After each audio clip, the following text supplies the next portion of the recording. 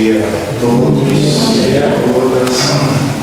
É uma alegria poder estar aqui numa manhã de domingo, né, com todos vocês, né, e nesse ambiente tão acolhedor. Né, e estava ouvindo aqui a história, né, desse grupo, né, e é muito interessante a gente observar como que a espiritualidade vai conduzindo, né, as coisas da terra, né, como é que vai nos posicionando, como é que nós vamos, né, nos encontrando nesta terra, né, às vezes vindo de tão longe, e quando a gente vê, né, como diz o ditado popular, né, nessa terra até as pedras se encontram. Né.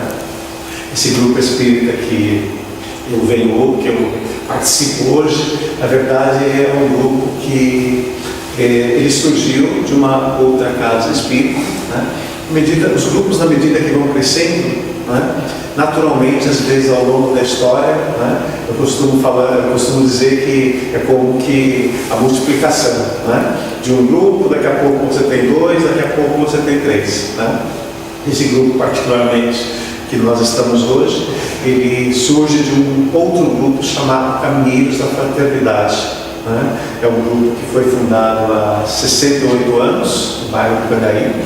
Né. E na história desse centro, nós também sempre procuramos preservar, por isso aqui que vocês, né, deixam aqui em destaque, né, a doutrina dos Espíritos. Né. E é interessante, eu estava observando, porque hoje em dia nós encontramos muitos espíritas, né, que se autodeclaram espíritas, né, mas por incrível que pareça, né, grande parte desse número, por vezes, não conhece a literatura de Allan Kardec. Né? Talvez por uma questão de nos afeiçoarmos muito ainda com cultos de outros credos, né, de outras crenças, de outras religiões, nós temos muito hábito de ler o Evangelho segundo o Espiritismo. Né? Alguns poucos mais estudam o Livro dos Espíritos, o Livro dos Médiuns e todas as demais obras, né, da codificação espírita. E a revista espírita, então, nem se fala. Né? É quase que uma ilustre desconhecida. Né? Então, realmente é muito emocionante nós chegarmos numa casa onde a gente vê, né, esse foco, né, mostrando, né, não é uma coisa simbólica, né? Isso é uma coisa necessária. Né? Porque se nós queremos conhecer a doutrina espírita, eu costumo dizer que a doutrina espírita é dinâmica. Né? Aqui nós temos a base, né? Mas Kardec usava uma denominação, uma expressão que ele dizia a doutrina dos Espíritos. Como dizer para nós, né, que nessa relação que nós estabelecemos com os Espíritos, nós estaríamos continuamente aprendendo com eles. Né? Mas para que nós possamos ser um bom intérprete daquilo que os Espíritos nos apresentam, a gente precisa conhecer essa base. Né? Sem essa base, nós seremos sempre um intérprete perfeito. Tá? Então, já fazendo disso a nossa introdução, hoje nós vamos falar alguma coisa sobre essa questão da mediunidade, porque, por incrível que pareça, né, Kardec já dizia para nós, né, eu costumo dizer que desde 1800 e bolinha, né, a doutrina espírita nasce em 1857, né, e pouco depois nós temos já o Livro dos Médiuns, e desde aquela época, Kardec já tratava desse assunto. Aliás, quando nós falamos em doutrina espírita, a doutrina espírita, ela nasce e ela bebe da sua origem até hoje, ela se alimenta exatamente dessa questão da mediunidade. Nós só estamos aqui hoje falando de mediunidade, de doutrina espírita, por causa da mediunidade. Porque foi através, né, dela que nós recebemos esse legado dos Espíritos, explicando para nós o que é isto e por que isto é importante na nossa vida. Então, quando nós falamos sobre isso, né, realmente nós temos que nos reportar a essa questão sobre o despertar da mediunidade. Né? E por incrível que pareça, isso é uma coisa ainda, para muita gente, quase que uma coisa desconhecida. Em que pese isso esteja presente, né, na nossa existência, na nossa vida, desde os tempos mais longínquos. Né? Então, quando a gente para analisar essa questão do despertar da mediunidade, essa ainda é a grande realidade. medos, dúvidas, insegurança. Para algumas pessoas é um verdadeiro pavor falar em mediunidade. Quando a gente trabalha nos setores de atendimento fraterno de uma casa espírita, recebendo continuamente as pessoas que chegam com os mais variados problemas, dúvidas, né? Nós encontramos um grande número de pessoas, médiuns, na acepção mais pura da palavra, mas que tem um pavor tão grande que o único objetivo deles de estarem na casa espírita é porque eles não querem ser médiuns e acreditam que a casa espírita poderá fazer alguma coisa ou deveria fazer alguma coisa para tirar a mediunidade deles, para que a gente veja o tamanho pavor que determinadas pessoas têm em relação a esse despertar da mediunidade. Eu costumo dizer que, né, o papel da casa espírita, né, é como um leito de um rio, simplesmente. O conduz, ou a conduz. Mas nós nem damos aquilo que a pessoa não tenha, e igualmente não tiramos aquilo que ela tem, quando nós falamos em termos de mediunidade. Então, sendo essa a realidade, eu costumo sempre dizer, né, que a única forma de você enfrentar os medos, né, os pavores, né, os equívocos de interpretação que foram se consolidando ao longo da história, gente, é através do despertar da nossa consciência. Mas não existe despertar da consciência se nós não pensarmos no estudo. Daí a importância de nós enaltecermos esta base, que é o divisor de águas na história da humanidade. Porque quando nós falamos em história da humanidade, nós não estamos referindo-nos ao aspecto acadêmico, materialista, nós estamos falando no aspecto transcendental. Porque nós falamos de humanidade, às vezes nós queremos congelar isso no tempo, imaginando, né, aqueles que nasceram, que morreram, e aquilo que acontece nesse interregno de vida. Mas quando nós falamos na história da humanidade, nós estamos falando do quê? Nós estamos falando na humanidade que vai simplesmente sucedendo-se de gerações em gerações, de encarnações em encarnações. Nós, homens, mulheres, nós que estamos aqui hoje, nós não somos daqui hoje. Nós já estivemos no ontem, no anteontem. Enquanto nós projetarmos na história da humanidade na Terra, certamente nós encontraremos traços da nossa existência. Então, quando nós falamos em termos de mediunidade, no fundo, nós estamos falando também da nossa história. Porque quase sempre o médium de hoje não é o médium que nasceu médium hoje, nessa encarnação. Principalmente aqueles que trazem uma mediunidade, eu costumo dizer, extremamente ostensiva, né? Aquela pessoa que você bate o olho e você fala, é médium. Porque a grande verdade, gente, é que médium, ele não é muito normal. As pessoas às vezes falam assim, mas o médium não é um ser muito normal. Por quê? Quando a gente fala normal, é no sentido pejorativo. É no sentido de que ele só consegue ver o que o outro não vê, ele só consegue ouvir o que o outro não ouve, ele só consegue escrever a outro desencarnado o que terceiro não consegue fazer, porque ele tem um padrão de normalidade que é diferente do padrão de normalidade dos outros. Então, falar que o médium é normal como todo mundo. Não, ele não é normal como todo mundo. Porque se ele fosse normal como todo mundo, no estado que nós estamos aqui, ele não veria os espíritos, não iria ouvir os espíritos. Nada disso. Então, o médium, ele se coloca dentro de uma condição que permite com que ele possa interagir com o mundo transcendental que as outras pessoas no estado de vigília, como todos nós estamos aqui, não teriam condições de fazer. Mas para isso nós temos que entender esse despertar da consciência. E aí é que começam a surgir certos problemas na trajetória humana. Por quê? Despertar dessa consciência implica nós entendermos o que eu sou. O que eu sou? O que nós somos? Nós temos uma dificuldade às vezes de encarar essa questão. E veja, né, que muito antes de Cristo, nós vamos encontrar os sábios da antiguidade e atribui-se, né, uma série de frases, né? Conhece-te a ti mesmo, né? Há um célebre filósofo grego, né? Veja que ele já estava pensando nisso. Nós estamos falando de séculos antes de Jesus.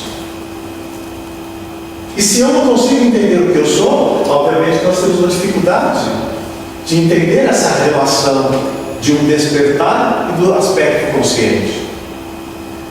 Mas nós não paramos nessa indagação, porque quando nós vimos que nós precisávamos responder isso, né, consequentemente surgiram outras duas indagações: de onde eu venho e para onde eu vou.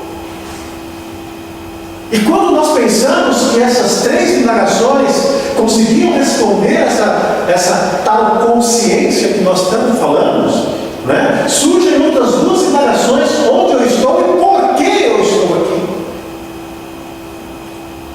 Então, nesse pacote de indagações, e nós poderíamos criar outras, mas que, pelo menos essas 5 indagações nos permitem nós pensarmos nesta questão. E nós estamos provocando a nossa reflexão hoje a partir disso, exatamente por quê? Porque não tem como eu entender a mediunidade se eu não entender essas indagações. Se eu não entender o que eu sou, se eu não entender de onde eu venho, para onde eu vou, por que eu estou aqui. Porque eu sou médium, gente. Nós temos mais de 8 bilhões de pessoas encarnadas nessa terra. Será que foi uma loteria quando eu estava lá do outro lado da vida? Alguém falou: olha, vou dar isso aqui, vou te dar esse plus aqui nessa encarnação, você vai ser médium. E os 8, 7 bilhões é alguma coisa? Então é nesse sentido que nós estamos reafirmando que, se nós queremos entender a mediunidade como ela é, nós precisamos entender o que nós somos, saber de onde nós viemos, por que nós estamos aqui, o que nos cabe fazer aqui, para onde nós vamos. São indagações que nascem a partir da mediunidade e levam-nos a entender o que ela também é. Então é como se fosse um círculo. Nós nascemos a partir desta, ou seja, a nossa provocação nasce a partir da mediunidade e nos leva novamente a ela também, né? E é interessante que quando a gente para pensar nessa história do que eu sou, né, até não muito tempo atrás, né, não estamos falando de muito tempo atrás não, na época de Kardec, isso já era muito forte. O conceito do eu, o nosso eu existencial, nascia com o corpo e morria com o corpo. Nós éramos um produto de um algo material. E nós estamos falando do quê? 1857, 1850, nós estamos falando de meados do século XIX. Nós não temos nem 200 anos ainda, né, do enfrentamento dessa questão materialista, né? E nesse sentido, até então, o que nós éramos? Nós éramos produto do quê? Átomos, moléculas, substâncias, órgãos, tecidos. O ser humano era isso. E nós ainda encontramos algumas vertentes, né, materialistas que ainda advogam nessa questão. E nós estamos falando no século XXI. Mas vejam como que é a natureza, né? A natureza reposiciona o nosso olhar. E a própria natureza, através do fenômeno da vida e da morte, levou a humanidade, ou está levando a humanidade a compreender que só esse aspecto material não explica certos fenômenos de vida e morte. Então, quando a doutrina espírita se apresenta em meados do século XIX, tratando sobre essa questão, enfrentando essa questão vida e morte, a partir de então, ela traz para nós a noção do perispírito, que até então ninguém sabia o que era isso. Vejam que todas as noites, né, nós deitamos, nós dormimos, nós nos desprendemos do corpo físico, nós sonhamos. No dia seguinte nós trazemos essas recordações. E esses fenômenos que acontecem durante o nosso dormir, o nosso adormecer, o adormecer do corpo físico, não conseguiam ser explicados apenas por um corpo material. E aí nós descobrimos que haveria alguma coisa a mais. E esse alguma coisa a mais, a doutrina espírita vai nos como esse tal perispírito. Foi uma expressão cunhada por Allan Kardec naquela época. E aí a gente descobre que esse perispírito, até então, normalmente ele é apresentado apenas como o quê? Como um modelo biológico do corpo físico, que esse nosso corpo físico que nós temos aqui, né, ele tem por modelo, antes da nossa encarnação, esse tal perispírito. É nele que estão as deformidades, os problemas que nós trazemos, até certas marcas de nascença, por vezes são derivadas dele. Então ele é um modelo realmente para que nós possamos trazer de algum lugar, e aí a gente entende por que nós dissemos lá no início, da importância de nós entendermos de onde nós estamos vindo.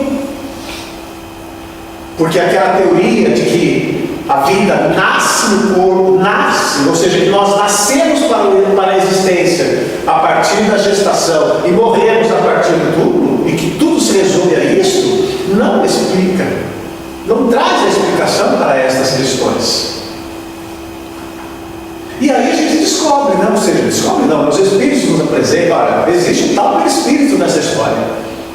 Mas ainda assim, mesmo quando a gente conhecer todas as propriedades que tem o perispírito, ainda assim, certos fenômenos de vida e morte e o que acontece nesse meio não eram explicados. Mesmo quando eu juntava o que eu passei a conhecer sobre o corpo físico e eu passei a conhecer sobre a existência desse modelo biológico, ainda assim, quando nós juntávamos tudo isso, nós não conseguíamos explicar muitos fenômenos da vida. E foi isso que nos levou a que nós pudéssemos nos reconhecer como um ser imaterial. Que naquele conjunto que nós estamos dizendo, perispírito e corpo físico, há uma ascendência natural de um ser imaterial. E este ser imaterial é que se revela detentor desses atributos. Ou seja, esse ser material, ele não é uma abstração da natureza, né, como fumaça jogada ao vento. Não, esse ser material é lá que nós vamos encontrar a sede da nossa inteligência. É lá que nós vamos encontrar, né, essa nossa capacidade de pensar. É lá que nós vamos entender, né, que em que pese nós tenhamos essa máquina, esse computador fabuloso que é o cérebro, mas a inteligência não se resume ao cérebro. O cérebro se faz uma ferramenta para a expressão da inteligência e do pensamento. É lá que nós vamos entender como que nós desenvolvemos essa capacidade de raciocínio. É nesse ser material que nós vamos entender essa questão da vontade, essa questão do senso moral. E quando nós pegamos todo esse pacote aqui, a gente começa a compreender por que a espécie humana é um ser tão singular que a diferencia de todas as outras espécies. É este pacote aqui que faz com que a gente se entenda como realmente um ser absolutamente único dentro do campo, dentro do espectro das espécies existentes. Mas nós precisamos entender isso daqui para que a gente possa compreender essa tal mediunidade. Porque se nós aprendermos a partir do ensino dos Espíritos que nós somos um ser que pensa, que tem inteligência, que raciocina, que tem vontade, que desenvolve senso moral, nós também aprendemos que nós somos um ser social. Aliás, se nós formos verificar a história da evolução das espécies, nós iremos verificar lá atrás, alguns milhares de anos, talvez algumas centenas de milhares de anos, né? Quando a gente vai buscar lá o homem primata, né? Lá o hominídeo, né? Antes ainda de nós chegarmos, né? A Homo sapiens, nós vamos encontrar o que ali? Nós vamos encontrar que o que realmente marca a evolução, né? O desaparecimento de algumas espécies primatas até nós chegarmos ao Homo sapiens, é exatamente essa questão da sociabilidade. Quando nós atingimos um padrão de desenvolvimento espiritual em que nós nos tornamos sociais. É a partir desse momento em que a gente passa a viver em agrupamentos. É a partir desse momento que nasce o princípio daquilo que hoje nós chamamos de família. Porque os primatas, lá na antiguidade, eles não eram sociais. Eles viviam isolados e viviam nas cavernas. Então, quando a gente consegue sair desse isolamento e a gente passa a viver em agrupamento, nós passamos a descobrir o quão social nós somos. Então, toda vez que nós falamos de mediunidade, nós estamos falando em sociabilidade. E a doutrina espírita coloca a mediunidade não apenas como um aspecto social de nós para conosco encarnados, mas coloca esse aspecto de sociabilidade de nós para com os desencarnados. Ou seja, a doutrina espírita nos apresenta um mundo natural, que é uma expressão que nós vamos utilizar muito na codificação espírita. Só que até então nós imaginávamos um mundo material visível, sensível. É aquele que eu vejo, que eu posso apalpar. Mas a doutrina espírita fala, não, o mundo natural é um todo. E alcança aquilo que a gente vê, sente e percebe, e aquilo que a gente não vê, sente e percebe. A gente traz para o mundo o lado espiritual. Então, quando nós falamos em mundo natural, nós estamos falando desse mundo material que nós estamos e o mundo espiritual que nos envolve e que faz parte da nossa existência. E aí nós passamos a descobrir o quê? Que ser médium, gente, não é castigo. E ser médium também não é privilégio. É apenas uma condição natural. Por isso que Kardec vai tratar lá no livro, quando ele trata no livro dos médiuns, da definição do que é o médium, ele vai dizer que todos nós somos médiuns. Em alguma medida, todos nós somos médiuns. É a definição que ele nos dá. Não, mas eu não vejo os espíritos. Mas Kardec não diz que todo mundo que é médium vê os espíritos, ouve os espíritos.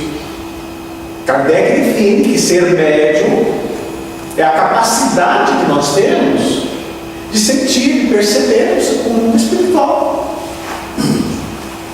E da mesma forma como nós aqui temos recursos hoje que nos permitem enxergar melhor, uns precisam de óculos para enxergar longe, outros precisam de óculos para chegar perto. Eu para ler tenho que tirar o óculos, outros para ler tem que pôr.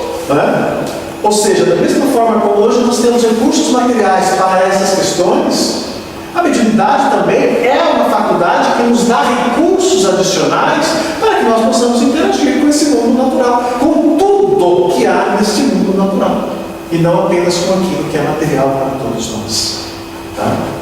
E aí, ou seja, nós aprendemos que mediunidade não é castigo, aprendemos que mediunidade não é nenhum privilégio, mas nós também aprendemos que nesse mundo, que é a mediunidade, é um mundo de relações.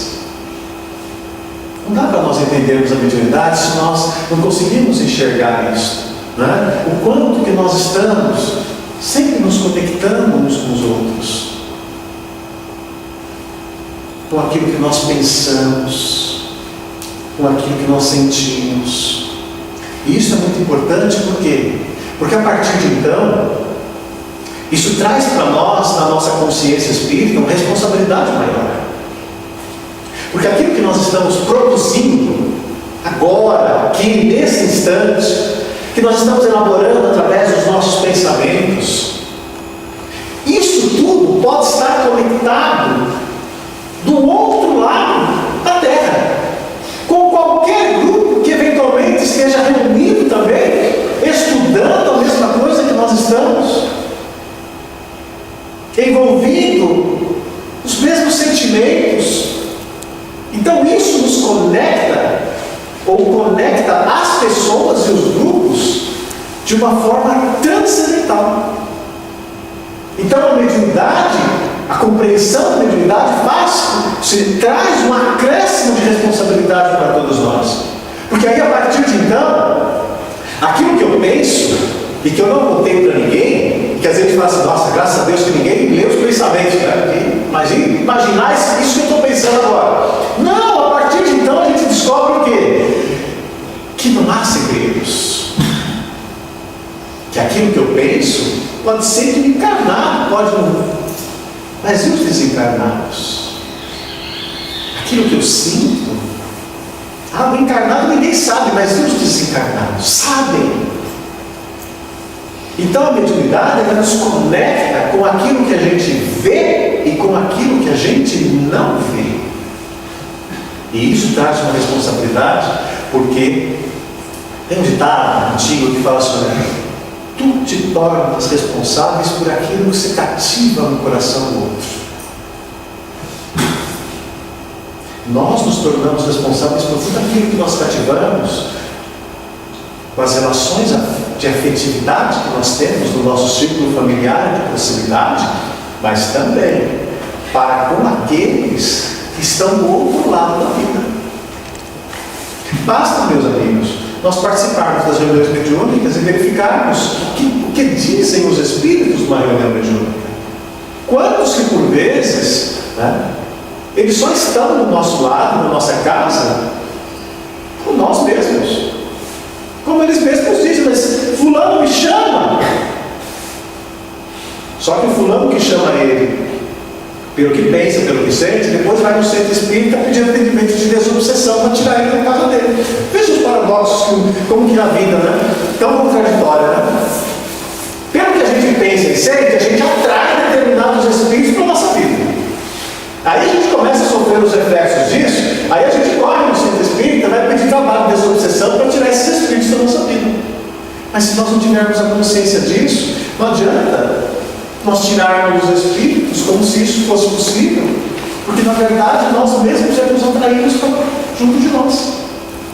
Então é muito importante que a gente entenda o que é esse mundo de relações. Entender que nesse mundo de relações, o médium, de fato, ele é um intérprete. Às vezes a gente fala assim, não, o médium é um instrumento. Eu não gosto muito de usar essa expressão, porque na verdade, quando a gente fala que o médium é um instrumento, é como se nós estivéssemos passando uma mensagem, para quem não conhece muito a doutrina espírita, de que o médium é uma máquina. Não, gente, o médium não é uma máquina. O médium é gente. E se ele é gente, você tem que ter cuidados. Kardec pontua lá no livro dos médiuns. Olha o que ele vai falar. Ele vai reservar todo um capítulo para falar sobre os perigos e os inconvenientes da mediunidade. Como dizer o seguinte, olha, você tem uma instrumentação aí, tem um dom, mas você não pode fazer o que você quer, do jeito que você quer, quando você quer. Então eu prefiro dizer que eu prefiro usar a expressão que Kardec utiliza. Médium é um intérprete. Nós somos o intérprete, gente, do pensamento e do sentimento dos espíritos. Nós estamos interpretando o que eles pensam, o que eles sentem e apresentando para o mundo material. E a gente não pode esquecer que a gente precisa entender como que isso que a gente interpreta no pensamento deles, no sentimento deles, como que isso interfere no nosso mundo emocional. Por isso que eu dizia que nós não somos máquina, nós somos gente. E se nós médiuns não cuidamos de nós mesmos, como nós podemos ser um bom intérprete para os espíritos? Ninguém dá do que não tem, não é isso? Então, se eu não cuido de mim, como eu posso ser um bom intérprete para ele desencarnar? Então, primeiro, nós precisamos cuidar de nós. Isso é uma coisa importante de nós estarmos reverberando no nosso meio espírita, porque às vezes nós imaginamos que o nosso papel de médiuns é ser sempre o instrumento dos espíritos, é cuidar dos espíritos. Não, gente, antes eu tenho que cuidar de mim. A doutrina espírita, antes de qualquer coisa, se propõe a nos ajudar a sermos pessoas melhores. E não a Vem a diferença? Se eu penso que a doutrina espírita está para que eu possa melhorar o mundo espiritual e a realidade dos espíritos, é uma coisa. Agora, se eu tenho a consciência que o papel da doutrina espírita, antes de tudo, é me ajudar a ser uma pessoa melhor, eu começo sempre o trabalho interno, ou seja, sempre de dentro para fora. Isso é muito importante, porque não adianta a gente querer melhorar a casa dos outros se nós não temos a nossa casa em abandono. Eu quero melhorar a casa do vizinho, mas e a minha? Pode deixar ela. Então é muito importante que a gente entenda isso, porque lidar com ser médium não é apenas ser um instrumento para que os espíritos se comuniquem, ser o intérprete do pensamento deles. Eu costumo dizer que ser médium começa primeiramente em nós aprendermos a cuidar de nós mesmos. E aí, nesse sentido, meus amigos, a gente descobre que nesse despertar da mediunidade, e que a gente passa a compreender esse mundo natural, a gente tem que entender a importância do estudo. É o que nós estamos fazendo aqui hoje. Nós estamos estudando. O estudo nos ajuda a compreender melhor o que acontece conosco. O que eu sinto, por que eu sinto, por que eu sou assim. Nos ajuda a tirarmos de uma zona de conforto, onde às vezes a gente se habitua a dizer: eu sou assim mesmo, nasci assim, vou morrer assim. Não, gente, nós podemos ter nascido de um jeito, mas não estamos aqui para morrer do mesmo jeito, porque aí não há progresso. Progresso é movimento, não é isso? É dinâmica.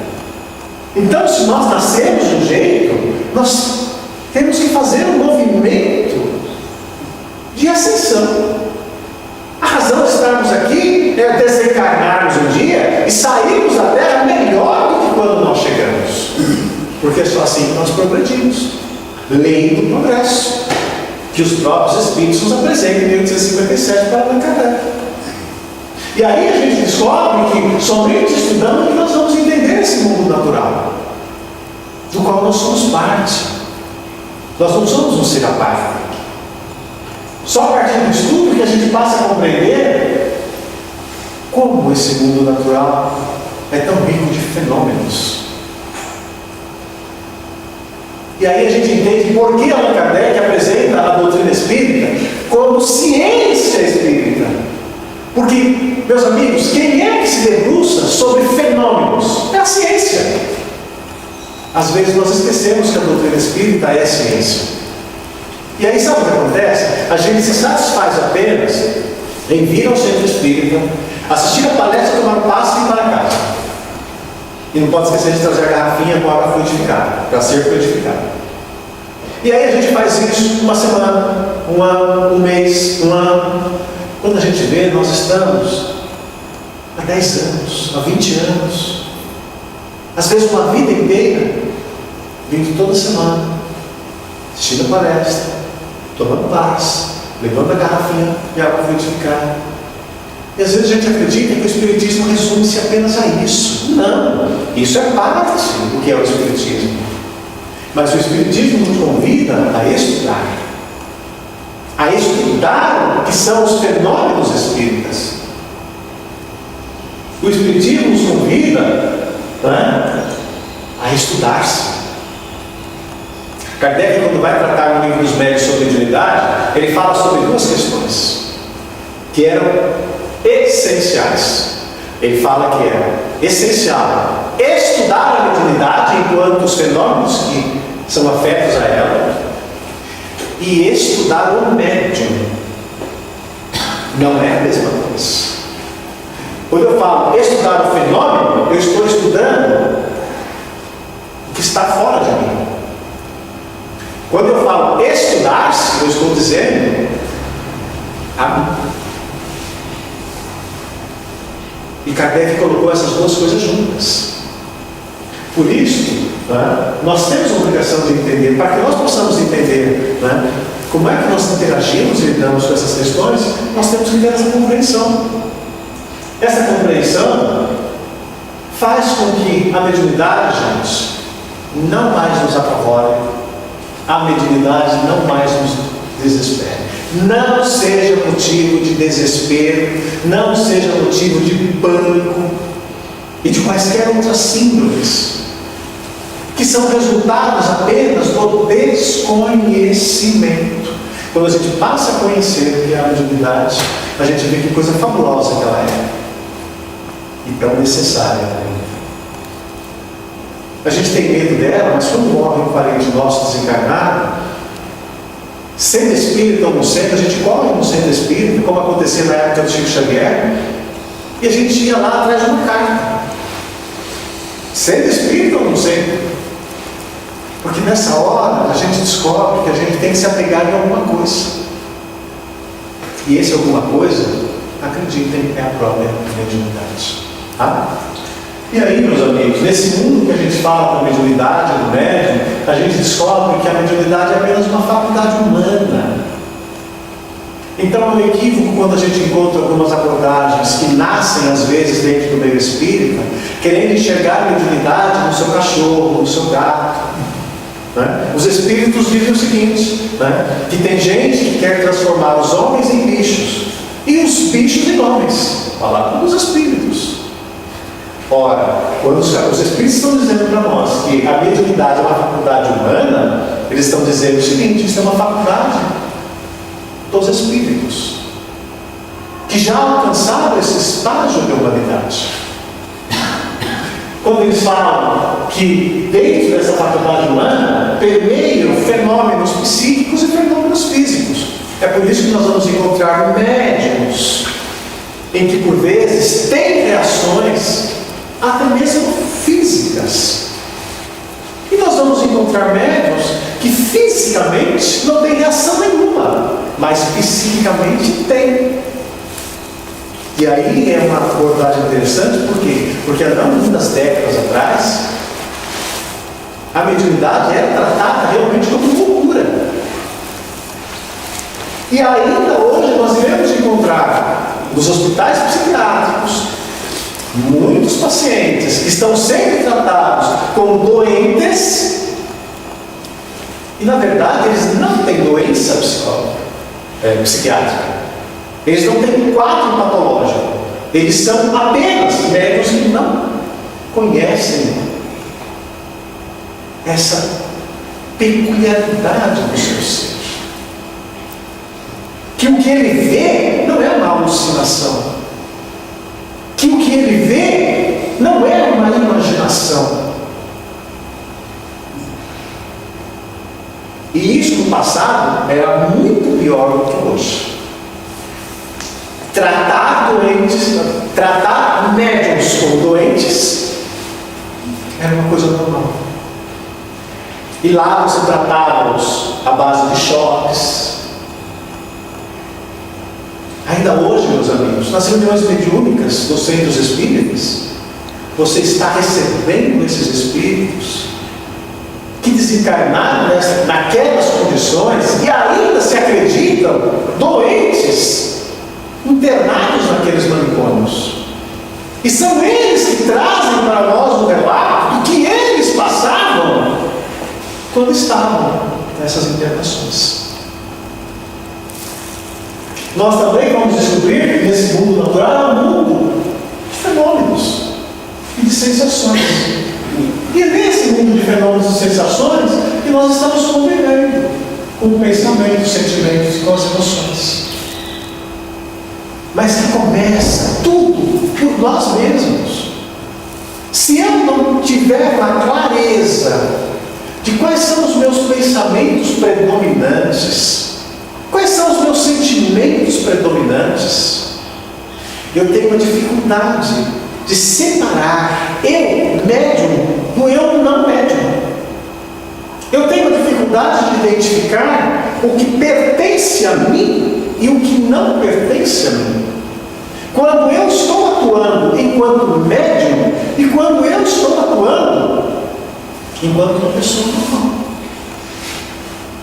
O Divaldo Pereira Franco, uma palestra que ele fez já há um certo tempo, ele relata que no princípio, né, quando ele não sabia bem o que era essa história de espiritismo, nem de mediunidade, ele falava assim, que quando ele ia no velório, ele saía mais triste do que a viúva. E quando ele ia no casamento, ele ficava mais alegre do que a noiva. Por quê, gente? Porque ele entrava naquela atmosfera, seja de felicidade ou seja de infelicidade, e ele se deixava envolver por aquilo. Até pelo aspecto espiritual que permeia isso. E todo médium é assim. Eu costumo dizer que todo médium é meio bipolar. Né? Quando ele está mediunicamente é uma coisa, quando ele não está mediunicamente é outra. E se você que convive com o médium, porque às vezes o médium não percebe isso, mas se você que convive com o médium não tem essa consciência, é esta a razão de muitos lares que são desfeitos, muitas famílias que são desagregadas, porque você não consegue separar, você não está entendendo, porque a pessoa acorda bem, no meio do dia ela está de outro jeito, e no final da noite, no começo da noite, ela está de outro. Agora, se nós somos espíritas, se nós estudamos essas questões, e você analisa pessoas que falam, não, isso é espiritual, isso é material. Por isso que nós precisamos estudar. Né? Esses fenômenos, às vezes eles são próprios, mas não envolvem espíritos. Nem tudo aquilo que acontece conosco, no nosso campo de sensibilidade, é mediúnico, é espiritual. Às vezes é patológico. Aí o erro que às vezes nós cometemos quando nós recebemos alguém no atendimento fraterno, da casa espírita, e a gente fala, a pessoa relata o que está acontecendo com ela, e a gente chega para ela e fala assim, isso é obsessão. Não, isso é mediunidade, que você tem que trabalhar. O seu problema, olha o que a gente fala, o seu problema é mediunidade, você tem que trabalhar. E às vezes não é mediunidade. Às vezes é um quadro de patologia psiquiátrica. E aí eu pergunto, se é um quadro de patologia psiquiátrica, vai adiantar ela ficar tomando passe? Vai adiantar ela ficar tomando água fluidificada? Não, ela precisa de remédio e ela precisa da terapia médica. Por isso nós estamos dizendo que existem às vezes fenômenos de transtornos que a gente apresenta que não tem nada de mediúnico. São fenômenos que não envolvem espíritos. E outros sim envolvem terceiros desencarnados. A gente apenas está reagindo àquilo que eles estão exteriorizando, o que eles estão sentindo. E aí são mediúnicos. Outros casos, meus amigos, são fenômenos tão intensos, mas volto a dizer, não envolvem espíritos. E outras vezes são tão suaves que a gente até acredita que não tem nada de espiritual, e é espiritual. Porque a gente acha que todo médium, quando ele entra em transe, ele tem que ficar estrebuchando, ele tem que ficar ofegante. Não, às vezes não. O fenômeno às vezes é tão suave, delicado, que quase sempre, sabe o que os médiuns dizem? Acho que isso é meu, é coisa da minha cabeça. E não é coisa da cabeça dele. É que o fenômeno é suave, na peculiaridade daquele irmão. Então a gente tem a tendência de achar que quando o fenômeno é intenso, a gente fala que é espiritual. E quando é suave, a gente fala que é nosso. E às vezes é exatamente o contrário. No primeiro caso, às vezes é doença e a gente não sabe. No segundo caso, às vezes é mediúnico e a gente também não sabe. Outras vezes o fenômeno é duradouro. É aqueles casos que a gente fala assim, nossa, desde que eu nasci, isso acontece comigo. Mas às vezes é doença. Eu sempre vejo coisas. Gente, o médium não vê coisas. O médium vê o mundo espiritual. Quando a gente vê coisas que não são espiritual, isso tem outro nome. A psiquiatria define bem isso. Por isso que a gente tem que entender que nem tudo aquilo que acontece conosco desde que eu nasci é mediúnico. Pode ser obsessivo, pode ser doença. E entender também que às vezes o fenômeno é breve e sendo breve, mesmo sendo breve, pode envolver os espíritos. É através de uma intuição que você tem, é através de uma inspiração que você tem, que às vezes você acha que é seu, mas foi espiritual. Às vezes você vai encontrar fenômenos, nesse caso aqui, que são processos obsessivos e que não são mediúnicos. Esses mesmos fenômenos, às vezes, são internos, são predisposições que você traz de vidas passadas. Não tem a ver com mediunidade. Você traz aquilo de uma forma mímica. Jesus cura a mulher hemorrágica, não é isso? Nem tocar a mulher, ele tocou. A mulher hemorrágica tocou nas vestes de Jesus e imediatamente sai de Jesus um recurso e a mulher se viu curada imediatamente. E Jesus tinha tanta consciência dos seus recursos que imediatamente ele pergunta para Pedro, que estava do lado dele: quem me tocou? E Pedro não tinha entendido o que Jesus estava perguntando, volta-se para Jesus e fala: mestre, nessa aglomeração de gente aqui, tem mais gente tocando o Senhor. E Jesus fala: não, quem me tocou? Como a dizer, alguém me tocou de forma especial. E aí a mulher sentiu-se abalada por essa fala de Jesus, e ela se apresenta para Jesus. E ela tinha ficado curada de um problema hemorrágico, ela tinha mais de 12 anos. Então, às vezes nós temos recursos que são mediúnicos, e às vezes nós temos recursos que não são mediúnicos. Às vezes são doenças, às vezes são problemas externos, e aí, necessariamente podem ser obsessão ou podem ser de natureza realmente espiritual. Então, sempre que nós falarmos desse tripé aqui, meus amigos, nós sempre temos que pensar que o grande desafio desse tema chamado mediunidade ainda está em nós nos conhecermos e nós sabermos equilibrar aquilo que é nosso e aquilo que não é nosso. Por isso que nós dizíamos no começo: eu não vou poder tirar de alguém o dom natural que ele tem, mas ele pode aprender a conviver com isso. E quando ele aprende a conviver com isso já não é mais um problema na vida dele. O problema sempre existe a partir da ignorância, quando nós não nos conhecemos e não conhecemos a faculdade que nós temos. Tá? E com o médium não é diferente, tá? Essa relação aqui, ó, não é só com o médium, não, tá? Qualquer pessoa na vida é assim. Sendo médium ou não sendo médium. Né? Aprender a se conhecer e aprender a se equilibrar serve para todos nós. Mas aos médiums, isso é uma necessidade, é diferente. Tá? E aí eu costumo dizer, né, que conforme a gente vai vivendo, a gente vai aprendendo a conviver, né, com essas emoções, com esses sentimentos, a gente vai se entendendo melhor, mas tudo passa necessariamente pelo estudo. E aí o centro espírita tem um papel muito importante. Tá? Então, nós temos que valorizar o que o centro espírita oferece, os recursos que ele tem, não só a palestra pública, os seus cursos. Tá? Tem um momento da vida em que a gente vai para receber. Não é isso? E tem um momento na vida que a gente vai para produzir. Mas para a gente produzir, a gente tem que aprender. E quem oferece esse aprendizado maior não é a palestra pública. Quem oferece esse aprendizado maior são os cursos que a Casa Espírita oferece. Hoje nós vivemos um momento tecnológico, né, em que hoje muita coisa tem sido feita online. Tá? Eu vejo que isso é uma tendência que deve se sedimentar em todas as plataformas de educação. O meio espírita não deve ser diferente disso. Mas nós, enquanto espíritas, temos que ter a consciência que nem tudo dá para fazer à distância. A doutrina espírita ainda é uma doutrina de relações. Nós precisamos do contato um com o outro. Tá? E certos trabalhos precisam ser feitos dentro da Casa Espírita.